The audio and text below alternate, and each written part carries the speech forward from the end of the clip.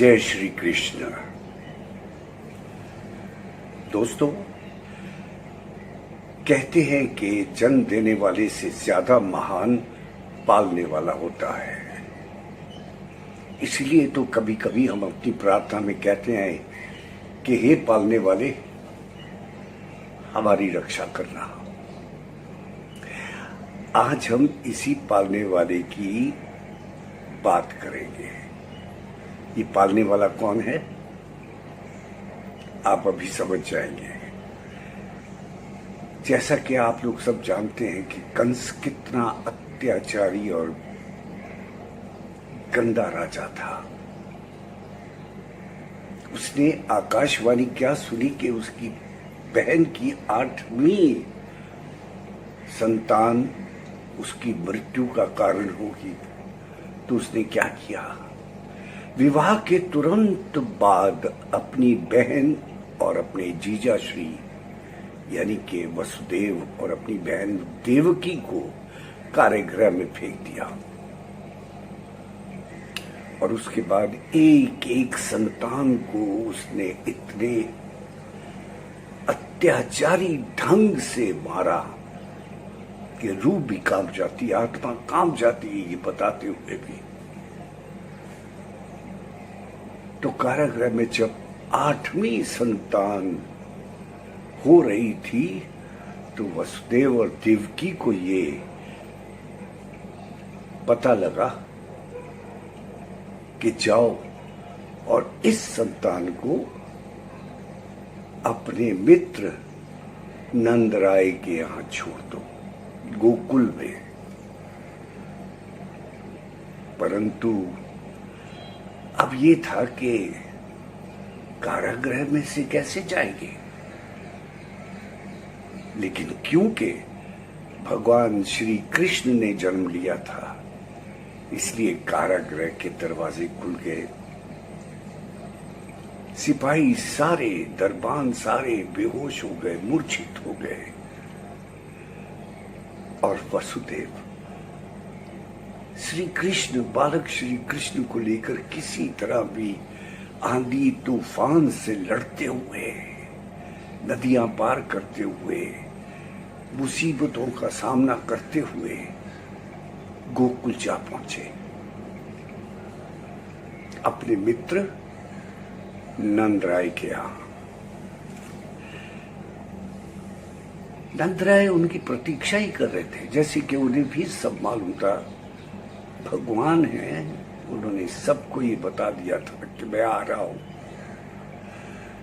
नंदराय ने श्री कृष्ण को सहर्ष अपनी गोद में उठाया और उसके बदले अपनी पुत्री, जो कि अभी अभी जन्म लिया था जिसने, उसको वसुदेव को सौंप दिया और वसुदेव वहां से लेकर चले गए, जिसे बाद में अत्याचारी कंस ने बड़ी बुरी तरह मार दिया। यही नंदराय जिन्होंने श्री कृष्ण, भगवान श्री कृष्ण और बलराम को पाला पोसा और उनकी पत्नी यशोदा ने सदैव उन्हें इतना लाड प्यार दिया, बलराम और कृष्ण को, कि दुनिया जानती है। आज उसी व्यक्ति विशेष से हम बात करेंगे जिन्होंने नंदराय का रोल किया। ये कैरेक्टर बड़ी खूबसूरती से निभाया मेरे बहुत ही अच्छे मित्र भी हैं, सज्जन पुरुष हैं और अभिनेता के साथ में निर्देशक और निर्माता भी हैं, थिएटर भी करते हैं, बहुत ही गुणी हैं। इनका नाम है रसिक दवे। कल रात को मैं और मेरी मिसेस केतकी दवे, हम दोनों टीवी पे न्यूज़ देख रहे थे। Something interesting was going on और वहाँ एक फ़ोन बजा। कोई अननोन नंबर था। सोचा शायद कोई काम के लिए होगा या ऑडिशन के लिए होगा। फ़ोन पे आवाज़ सुनी आवाज़ इतनी जानी पहचानी थी, लगता था जैसे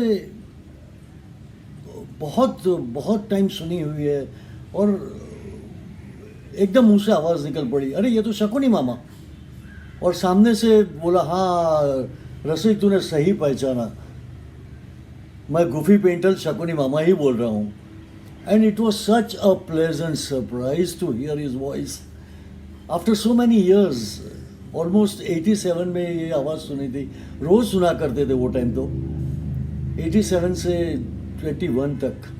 क्या बात है, ऑलमोस्ट 38 ईयर्स। तो उन्होंने जो रीज़न था वो बताया क्यों फ़ोन किया है, और सारी महाभारत की यादें आ गई।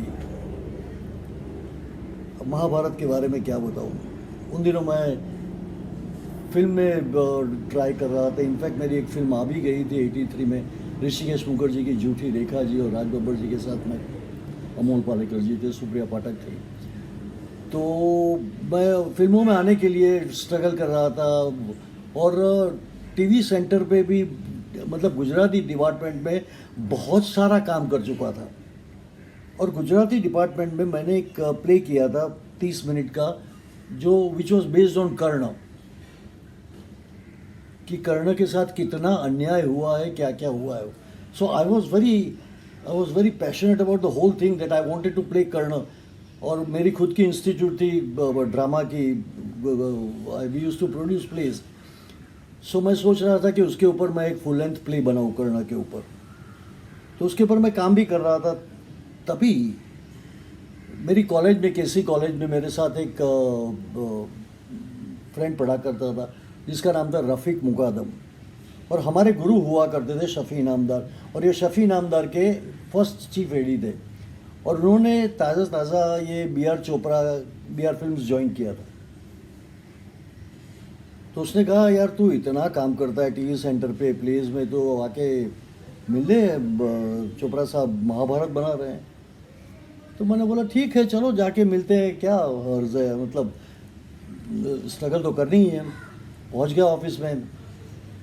रफ़ीक ने वैसे भी मैं गुफी जी को बहुत अच्छी तरह जानता था, बिकॉज उन लोगों का एक सेक्शन था एड का, और मैं बहुत सारी एड्स करता था वो ज़माने में। तो गुफी पेंटल से आना जाना, मुलाकातें होती रहती थी।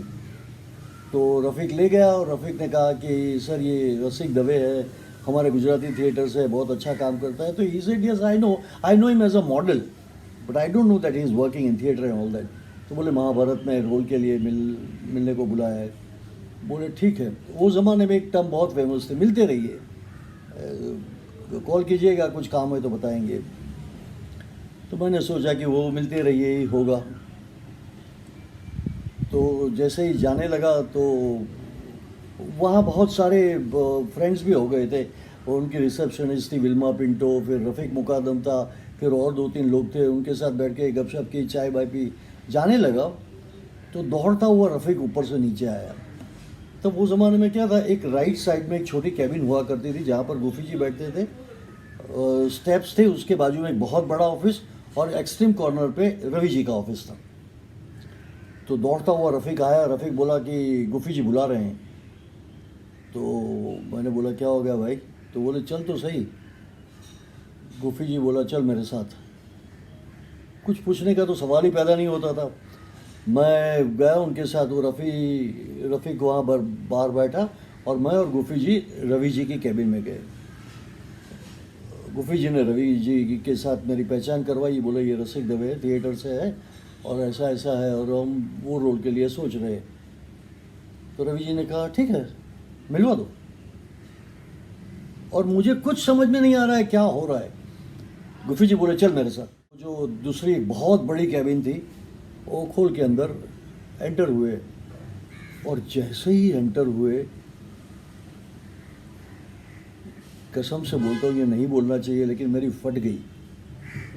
सामने बड़े साहब यानी बी आर चोपड़ा साहब, उनके बाजू में पंडित जी नरेंद्र शर्मा जी, उनके बाजू में कोई म्यूज़िक डायरेक्टर थे जो हमारे महाभारत के म्यूज़िक डायरेक्टर थे, और जो अगर मेरी याददाश्त मुझे प्रॉपर सर्व कर रही है तो यश जी भी उस दिन वहीं पर थे, यश चोपड़ा जी, बी आर चोपड़ा साहब के छोटे भाई साहब। रमेश तलवार जी थे जो असिस्ट किया करते थे यश जी को। सामने रहीम मासूम रज़ा, डॉक्टर रहीम मासूम रज़ा बैठे हुए थे। और जैसे ही दरवाज़ा खुला सब लोगों ने एक साथ में देखा। अब यार मैं इतना छोटा, यार मेरे को क्या मालूम, कोई इतने बड़े बड़े नाम सुने, कभी देखा नहीं एक साथ में, कसम say that was too much for me. Anyway, उन लोग जो डिस्कशन कर रहे थे वो चालू किया उन लोगों ने और दे कंटिन्यूड। और मैं, गुफी जी और डॉक्टर रहीम मासूम रज़ा बैठे हुए थे और हम दोनों खड़े हैं। चालू डिस्कशन में तो कुछ बोल नहीं सकते। फिर वो डॉक्टर साहब ने उनको जो बोलना था वो बोल दिया। उसके बाद में बोला हाँ गुफी बोलो। तो गुफी जी ने बोला कि सर वो रोल के लिए हम, तो ही चेक्ड मी आउट एक्चुअली, ऊपर से नीचे देखा 2-3 बार। बोले हाँ कर लो। क्या करते हो, थिएटर? मैं बोला हाँ गुजराती थिएटर करता हूँ, हिंदी में भी किया है, शुरुआत हिंदी में की थी बट इसे हाँ कर लो। गुफी जी बोला हाँ तो तू नंद का रोल कर रहा है। महाभारत मैंने पढ़ी तो थी बट नंद का रोल तो, मैं बोला सर नंद यानी यशोदा और नंद जो जिसके उधर काना बड़ा होता है वो। तो गुफी जी बोले हाँ वही रोल। तो मैं थोड़ा हिचकिचाया बिकॉज वो बहुत छोटा रोल था और क्या होगा क्या मालूम इतनी बड़ी सीरियल में। मैंने डॉक्टर साहब को पूछा, डॉक्टर साहब, because he was going to writer himself, so मैंने पूछा कि सर रोल तो अच्छा है ना? तो उन्होंने पान लिया, वो पान खाते थे, पान चबाया। उन्होंने बोला कि देखो बेटा रोल तो 7 ही अच्छे हैं, 5 पांडव, 1 कृष्णा, 1 कर्ण और 8वां रोल है एक द्रौपदी का। 5 पांडव तो फिक्स कर दिए गए हैं। कर्ण का पंकज धीर कर रहा है। मैं बोला सर मेरे को भी इंटरेस्ट था, लेकिन बोला वो तो फिक्स हो गया है। और कृष्ण के लिए ऑलमोस्ट फाइनल हो गया है, फिर भी ढूंढ रहे हैं। और एक बहुत इंपॉर्टेंट रोल बाकी है द्रौपदी का, वो करोगे? Fantastic sense of humour. मैं और गुफी जी और वो तीनों हंस दिए। तो उन्होंने बोला देख बेटा तो बहुत छोटा है, मैं कहता हूँ ये बहुत बड़ी सीरियल बनने वाली है, बहुत अच्छी सीरियल बनने वाली है। इफ़ यू आस्क मी, तुझे ये रोल करना चाहिए, तेरी पर्सनालिटी नंद के लिए सूट करती है। फिर मैं बोला ठीक है।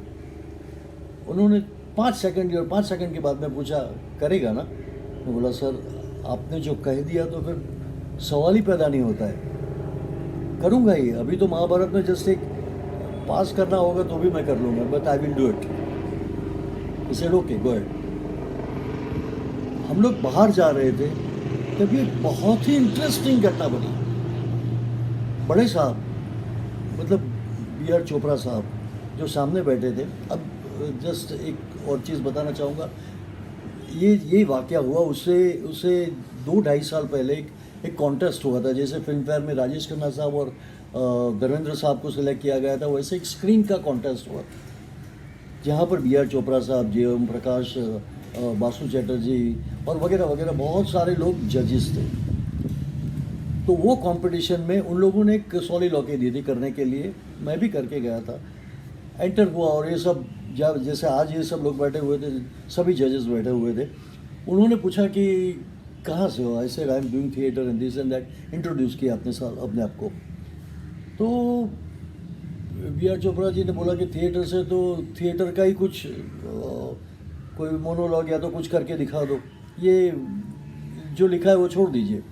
तभी उन दिनों मेरा एक प्ले चल रहा था शफी नामदार का, नीला कमरा करके, जिसमें मैं मेन लीड कर रहा था, कुमार का रोल कर रहा था। उसकी एक सॉलिलॉकी उनको सुनाई, उनको बहुत अच्छी लगी and I was selected.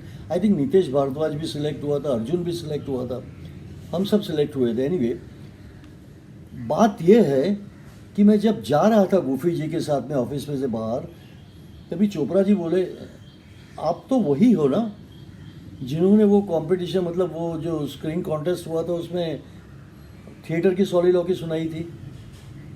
I was सेप्ड। I said इतने बड़े आदमी, इतने बिजी आदमी, इनको 2-2.5 साल पहले की बात कैसे याद रह गई? कमाल, इसीलिए तो ये लोग इतने बड़े हैं यार। आई सेड यस सर, मैं ही था। तो बोले हाँ, आपको तो महाभारत में रोल करना चाहिए। And I am so pleased to tell you that I was the, हमारा शूटिंग, महाभारत का शूटिंग का दूसरा दिन था I think, if I am not forgetting, and my first shot and first scene where I meet Vasudev, जो दरवाज़ा खुलता है वगैरह, वो scene was directed by doctor B.R. Chopra. I am so happy कि मुझे उनके साथ काम करने का मौका मिला है। बाद में पहला शॉट हुआ, बाद में हम तो पाँव छुए, तो उन्होंने इतना ही बोला, जिस निष्ठा से काम करते हो, exact this were the words, जिस निष्ठा से काम करते हो उसी तरह काम करते रहना, ज़िंदगी में बहुत खुश रहोगे। सर आज तक ये शब्द, ये वर्ड्स मैं भूला नहीं। So this was my first interaction with B.R. Camp. यही है कि अब मेरा कहना। उसके बाद तो मैंने बहुत सारा काम किया उन लोगों के साथ। उनकी कानून सीरियल में काम किया, उनकी जो रवि चोपड़ा साहब ने डायरेक्ट की थी एक सीरियल हेमा मालिनी के लिए, हेमा मालिनी जी के लिए, झांसी की रानी, उसमें कर्नल रोज का रोल किया था। It was like such a big family. कभी हमको ये लगा नहीं कि हम काम कर रहे हैं, सुबह 5 बजे काम कर रहे हैं, रात को 3 बजे काम कर रहे हैं, 2 बजे, हमको कभी कोई कंप्लेन हुई नहीं। ऐसा माहौल था। खाने पीने का, हमारे हम आर्टिस्टों का ध्यान रखना। और एक बात ये कहना चाहता हूँ कि गुफी पेंटल में कितना कॉन्ट्राडिक्शन है यार। वो रील में, मतलब जो शकुनी मामा में इतना विलनिस रोल करते हैं, और as a human being he is such a nice person. He is such a nice person. Those who have worked in Mahabharat with him will vouch for me. वो सबका अच्छा चाहता है। गुफी पेंटल एक ऐसे इंसान है जो छोटे से छोटे एक्टर से लेके, बैकस्टेज से लेके, स्पॉट बॉय से लेके, बड़े से बड़े एक्टर के लिए हमेशा अच्छा ही चाहते हैं, हमेशा भलाई करना चाहते हैं। मुझे एक ही बात का अफसोस है कि मैं अपने प्लेस दिखाने के लिए उन्हें कभी बुला नहीं सका। दूसरा एक इम्पॉर्टेंट और बहुत अच्छा इंसिडेंस आपको दिखाता हूँ। मैंने सोचा कि ये तो अभी टाइम है शुरू होने में महाभारत, तो मैं अमेरिका की टूर कर रहा था, जाने वाला था 88 में। तो मैंने पूछा ऐसे ही कभी शुरू होगा, तो बोले 3-4 महीने में शुरू हो जाएगा। मैं बोला मेरी 2-2.5-3 महीने की टूर है, मैं टूर करके वापस आके महाभारत ज्वाइन कर लूँगा, तो प्रॉब्लम होगी नहीं। तो मैं तो चला गया टूर पे। अब हुआ यूँ कि इन लोगों को अप्रूवल मिल गया और इन लोगों को इमीडिएट शुरू करना था, और मेरा 10 एपिसोड के बाद में चंक आने वाला था, मेरा ट्रैक आने वाला था। घर पे फ़ोन किया, घर पे बीवी तो बोली कि वो तो अमेरिका गया है। तो बोले अमेरिका में कहाँ? अब हम लोग टूर पे जाते हैं तो हमें डेस्टिनेशन वहाँ जाके पता चलता है कि इतने सारे शोज़ और यहाँ पर हैं, और बीच बीच में होते रहते हैं, नए शोज़ भी आते रहते हैं। तो कहाँ पर रहेंगे वो फिक्स नहीं होता है। मतलब 52 स्टेट्स है, तो उसमें से कहाँ पर ट्रैवल कर रहे हैं, कभी कोई शो कर रहे हैं, कभी, और इनका टाइम डिफरेंस भी है। तो गुफी, हम लोग रात को सो रहे हैं 3 बजे कहाँ पर, तो गुफी जी का जहाँ पर रहते हैं वहाँ रात को 3 बजे फ़ोन आता है मोटेल में। तो वो लोग आते हैं बुलाने। तो मैं बोला गुफी जी मैं तो टूर पे हूँ। तो बोले कितना टाइम लगेगा? मैं बोला 2.5 महीना तो कम से कम लगेगा। 3.5-4 महीने की टूर है, मैं 3 महीना तो लगेगा ही लगेगा। तो इसे तो फिर अरे यार तू तो वो हमको बोला नहीं। मैं बोला आपको बोला था, आपने कहा कि 3-4 महीने के बाद होगा, तो मैंने बोला कि ये कर लेता हूँ, आई एम सॉरी। तो बोले तो फिर क्या करें? वैसे बहुत बार बार फ़ोन आने लगे, तो उनको भी दिक्कत फिर मेरी वाइफ को बोलते हैं कि अरे तेरा हस्बैंड कहाँ है, तुझे पता भी नहीं है। तो बोले सर वो लोग ट्रैवलिंग भी करते हैं और शो करते हैं तो हमें पता नहीं रहता है। तो फिर एक दिन गुफी जी का फ़ोन आया, तो फिर हम क्या करें। मैं बोला सर देखिए अभी मैं यहाँ से तो आ नहीं सकता हूँ, आप ऐसा है तो रिप्लेस कर दीजिए अगर हो सके तो। बोले ठीक है। दूसरे दिन इमीडिएटली फ़ोन आया, बोले मेरी रवि जी से बात हुई है, रवि जी ने बोला है कि कोई रिप्लेसमेंट होगा नहीं, रोल तू ही करेगा और हो सके तो 3 महीने के बाद में आ जा, तेरे अचंक हम छोड़ देते हैं, वो बाद में तेरे आने के बाद में हम शूट करेंगे। That day first time almost like मेरी आंखों में आंसू आ गए थे। What kind of people are they यार। एक छोटे से आर्टिस्ट को क्यों एडजस्ट करेंगे यार। But this people they are like that, that is why they are great. और ये करवाने में आई एम वेरी पॉजिटिव कि गोफी जी का हाथ था। कभी कोई भी रोल, कानून में रोल आया या तो झांसी की रानी में रोल आया, तो पहले वो अपने आर्टिस्ट में ही देखते हैं, तू करेगा रोल, हाँ सर ये करेगा। दूसरी एक बात इंटरेस्टिंग बताता हूँ आपको कि पेमेंट वो टाइम पे हमको 1,500-1,500 रुपया मिल जाता था। फिगर तो कोई बोलता नहीं लेकिन मैं तो बोलूँगा। तो मेरे कॉन्ट्रैक्ट में 3,500 रुपये थे। मैं बोला सर इधर कुछ गड़बड़ लग रही है। बोले कम है क्या। मैं बोला नहीं सर बहुत ज़्यादा है, मतलब डबल से भी ज़्यादा है। तो बोले नहीं चाहिए तो मैं रवि साहब को बात करता हूँ, ये गोफी जी की बात कर रहा हूँ मैं। तो नहीं चाहिए तो मैं रवि जी से बात करता हूँ। मैं बोला नहीं सर पैसा किसको नहीं चाहिए, पैसा तो चाहिए। बोले देख ये सीरियल बहुत बड़ा होने वाला है, मतलब हर एक कंट्री में हर एक देश में बजेगा, ये दिखाया जाएगा, तो तू बहुत पॉपुलर होगा और ये पैसा तेरे को वो टाइम पे कम लगेगा लेकिन तू कर ले। मैं बोला ठीक है सर आप जो बोलते हैं ठीक है। And believe you me I am telling you it is not at all an exaggeration. I'm telling you, I am recognized in US. अपना वो जो स्टैम्प मार के अंदर जाते हैं तभी जो ऑफिसर्स रहते हैं, वो ऑफिसर ने मेरे सामने देखा और उसने कहा कि your face is very familiar. I am talking about New York airport पे। तो वीज़ा मार के अंदर जाते हैं, छप्पा मार के तभी। तो ऐसे sir I do theatre and I have come here for cultural shows and all that. He said know your face is very familiar, I keep on saying very regularly. I said that is not possible sir. I am talking about 2004 या तो 2005 की बात कर रहा हूँ मैं। And then he stamped and he said okay fine and we all were, he said yeah, excuse me gentlemen come here. I said मर गए, कुछ गड़बड़ तो नहीं हो गई भाई। बुलाया वापस। He said are you doing that mythological serial which is coming in India? I said yes I am I have played Krishna's father in Mahabharata. He said, no wonder. My wife keeps on seeing that serial. It is coming on air just now. And that officer told me, would you kindly grace just one photograph with you so I can tell my wife.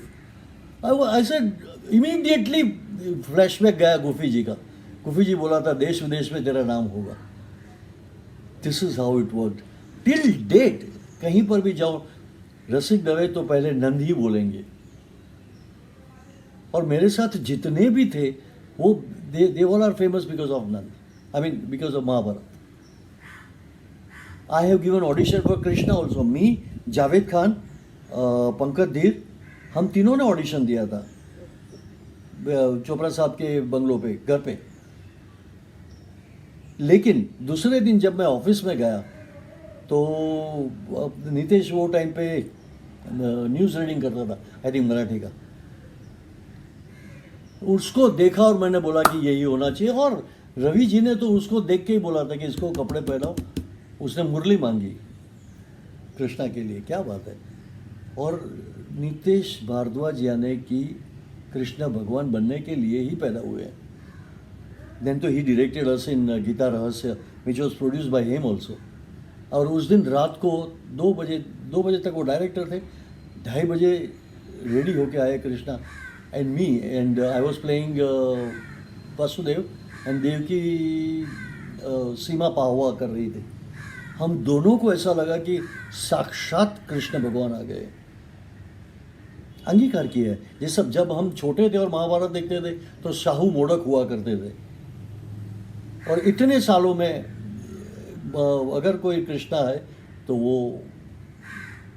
Pankaj धीर, दुर्योधन, भीम, अर्जुन, युधिष्ठिर, भीष्म पितामह, क्या casting!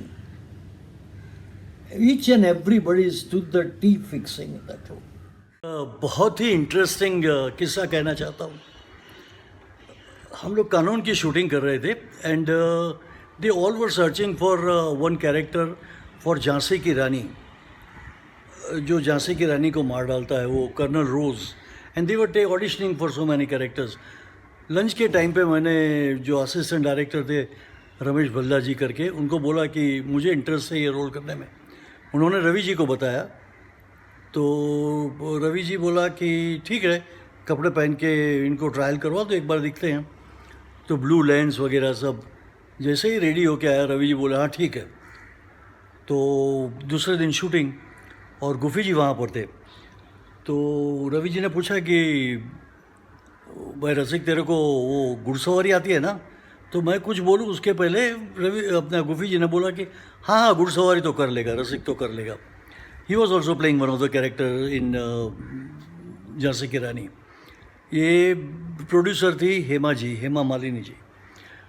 तो पहले दिन तो shoot हो गया, काफ़ी shooting हो गया। बाद में फाइनल क्लाइमैक्स में एक ऐसा शॉट था जहाँ पर मैं पहले खड़ा हूँ, मेरे पीछे 150-200 घुड़सवार हैं, उनके पीछे बॉम्ब रखे हुए हैं। और रवि जी ने बोला ये एक ही शॉट होना है, इससे ज़्यादा शॉट हो नहीं सकेगा। बॉम्ब फूटेगा, सब घोड़े दौड़ेंगे और आपको फाइट करना है। बोले रसिक मैं जो पकड़ के रखता था वो बोले पकड़ के मत रखना, जिसके ऊपर हम बैठते हैं वो पकड़ के रखा था। वो बोला पकड़ के मत रखना बिकॉज यू नो घुड़सवारी। तो मैं बोला ठीक है, अभी मेरे को तो आती नहीं थी, मैं तो हाँ बोल दिया था ऐसे ही। तो मैं बोला अभी क्या करेंगे क्या? उतने में उन्होंने एक्शन का ऑर्डर दिया और पीछे बॉम्ब फूटे और सब घोड़े भागने लगे। और मैं वो पकड़ के तो उनकी तरफ मेरी नज़र गई तो हाथ तो छोड़ दिया, पकड़ लिया और कुछ बोलते बोलते भागा। शॉट ओके हो गया, shot was absolutely fine. Ravi ji ने बोला इधर आ रसिक, तू घोड़े पे बैठ के बोल क्या रहा था? मैं बोला सर कुछ नहीं। ने बोला झूठ मत बोल, कुछ तो बोल रहा था। मैं बोला सर मैं हनुमान चालीसा कर रहा था, मेरे को घुड़सवारी आती नहीं, बोलने को ये रोल जाए नहीं इसके लिए बोलने को हाँ बोल दिया था, लेकिन मैं हनुमान चालीसा पूरी पढ़ा हुआ हूँ। अभी भी कभी भी आप वो सीरियल देखेंगे तो आपको पता चलेगा कि रसिक दवे जो कर्नल रोज बना है वो हनुमान चालीसा करता हुआ घोड़े पे भाग रहा है। सब पूरा यूनिट इतना हंसा है उससे। Anyway, this particular incident I wanted to tell you. Gufi ji thank you very much, आपने मुझे इतनी बड़ी सीरियल में छोटा सा रोल करने का मौका दिया। I am very thankful to you, God bless you. और आपका ये कॉन्ट्राडिक्शन जो नेचर है, जो रील में इतना ऐसा रोल करते हो और इतना अच्छा role, just because you are a great actor. God bless you और आप ऐसे ही काम करते रहें। जब मेरी कोई इतनी तारीफ करता है तो मैं खुद समझ नहीं पाता कि कैसे रिएक्ट करूं। भाई पता नहीं रसिक दवे कि मैं इतने प्यार के काबिल हूं कि नहीं, लेकिन तुम लोगों ने सच में मेरी लाइफ बना दी। आप जैसे खूबसूरत मित्र मिले मुझे, मैं श्री कृष्ण का बहुत बहुत आभारी हूं। कला के पुजारी हैं आप लोग, और आप लोगों ने जो काम किया है वो सच में बहुत ही मुश्किल है और सदियों तक याद रहने वाला काम है। इस महाभारत की खूबी ये थी कि इसमें कोई छोटा बड़ा रोल नहीं था, सभी कैरेक्टर्स इतने इम्पोर्टेंट हैं इसमें कि मतलब एक भी मोरे को इधर से उधर कर दो तो कहानी आगे नहीं चलती। है कि नहीं विचित्र? जी हाँ, इसीलिए महाभारत को एक महाकाव्य कहा जाता है। ये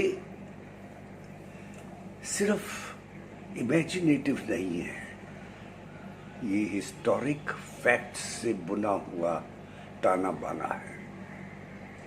बहुत रिसर्च हुई है और ये मान लिया गया है कि इसमें कोई गलती नहीं, किसी प्रकार की कोई बनावट नहीं, सब सत्य है। तो आपने देखा, मैंने जो पहले कहा था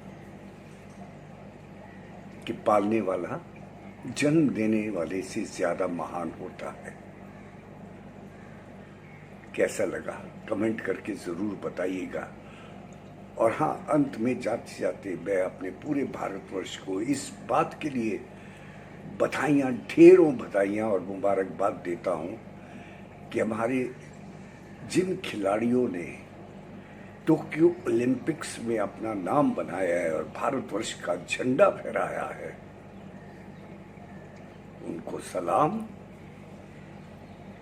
यदि हमारा युवा अच्छा होगा, स्पोर्ट्समैन होगा, खेल कूद करने वाला होगा, तो हमारा भारत कभी नीचे नहीं रहेगा, ऊपर ही जाएगा। आप अपना ख्याल रखिएगा, कोरोना से बच के रहिएगा। जय श्री कृष्ण।